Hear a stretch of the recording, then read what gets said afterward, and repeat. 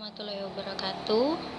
Kami dari kelompok 3 akan mempresentasikan bab proses komunikasi dan tahapan komunikasi yang beranggotakan saya sendiri, Valentina Adinda Febriani, Aldama Yulio Trinanda, dan Devi Novita Pratiwi. Akan menjelaskan pengertian proses komunikasi.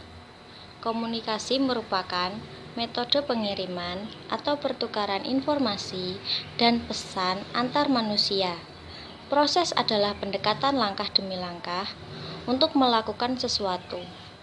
Ada banyak cara untuk berkomunikasi dengan seseorang, seperti komunikasi verbal dan nonverbal, komunikasi lisan atau tertulis. Dengan demikian, proses komunikasi adalah setiap langkah mulai dari saat penciptaan pesan sampai pesan tersebut dipahami oleh komunikan atau penerima pesan, sehingga komunikan mampu memberikan responnya. Di sini saya akan menyampaikan proses komunikasi. Tahapan proses komunikasi ada beberapa. 1. Penginterpretasian. Tahap ini berlangsung di dalam diri komunikator, di mana pengirim pesan menginterpretasikan apa motif komunikasi serta menjabarkan pikiran dan perasaannya ke dalam sebuah pesan yang masih abstrak. Kedua, yakni penyandian. Pada proses komunikasi ini, pesan yang abstrak tadi diwujudkan oleh komunikator ke dalam lambang komunikasi melalui proses encoding.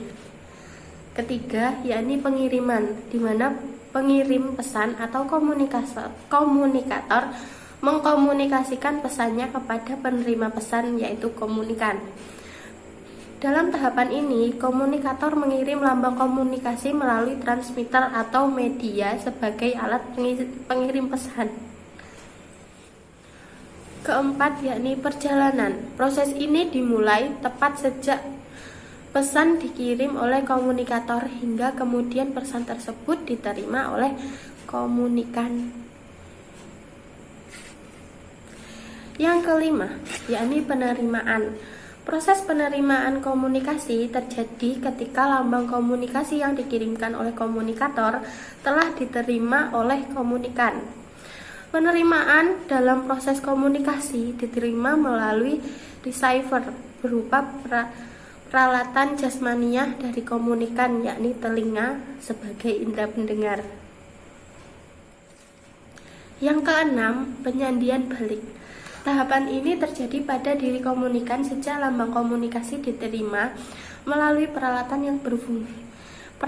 yang berfungsi sebagai receiver, hingga akal budinya berhasil menguraikan apa isi pesan tersebut, yang disebut sebagai proses decoding. Yang ketujuh, yaitu penginterpretasian. Pada tahapan ini, komunikan atau penerima pesan sudah menerima pesan dan berhasil menguraikan isi pesan tersebut, atau berhasil mengerti apa isi pesan tersebut, hingga kemudian menimbulkan umpan balik atau feedback, atau bisa disebut balasan. Sekian dari saya, akan dilanjutkan oleh teman saya. Terima kasih. Model proses komunikasi itu ada 12. Yang pertama, model stimulus. Yang kedua, model Aristoteles. Yang ketiga, model Laswell. Yang keempat, model Shannon dan Weaver. Yang kelima, model Schramm. Yang keenam, model Newcomb. Yang ketujuh, model Wesley dan McLean. Yang kedelapan, model Gerbner. Yang kesembilan, model Berlo. Yang ke-10, model Devlur. Yang ke-11, model komunikasi linier. Dan yang terakhir, yang ke-12, model interaksional. Saya, Aldama Yulio Trinanda, akan melanjutkan pembahasan materi dari kelompok kami. Proses komunikasi efektif. Komunikasi efektif adalah komunikasi yang mampu untuk menghasilkan perubahan sikap pada orang yang terlihat dalam komunikasi. Tujuan komunikasi efektif adalah memberi kemudahan dalam memahami pesan yang disampaikan antara pemberi dan penerima sehingga bahasa lebih jelas, lengkap, pengiriman dan umpan balik seimbang, dan melatih menggunakan bahasa nonverbal secara baik. Menurut Jalaluddin, dalam bukunya Psikologi Komunikasi menyebutkan komunikasi yang efektif ditandai dengan adanya pengertian, dapat menimbulkan kesenangan, mempengaruhi sikap, meningkatkan hubungan sosial yang baik, dan pada akhirnya menimbulkan suatu tindakan. Hambatan proses komunikasi yang efektif. 1. Komponen hambatan komunikasi. 2. Faktor penghambat komunikasi. Komponen hambatan komunikasi. 1. Hambatan dari pengirim pesan. Pesan yang akan disampaikan belum jelas bagi dirinya atau pengirim pesan. 2. Hambatan dalam penyandian atau simbol yang digunakan antara si pengirim dengan si penerima tidak sama atau bahasa yang dipergunakan terlalu sulit. 3. Hambatan media. Hambatan yang terjadi dalam penggunaan media komunikasi. 4. Hambatan dalam bahasa sandi. Hambatan yang terjadi dalam menafsirkan sandi oleh si penerima. 5. Hambatan dari penerima pesan, misalnya kurangnya perhatian pada saat menerima atau mendengarkan pesan. Faktor penghambat komunikasi.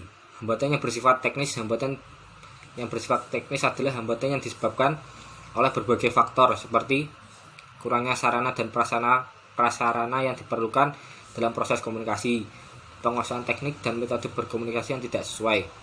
Hambatan semantik. Hambatan yang disebabkan kesalahan dan dalam menafsirkan, kesalahan dalam memberikan pengertian terhadap bahasa.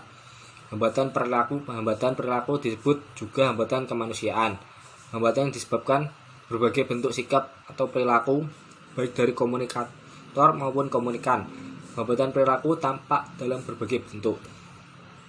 Sekian penjelasan dari kelompok kami. Wassalamualaikum warahmatullahi wabarakatuh.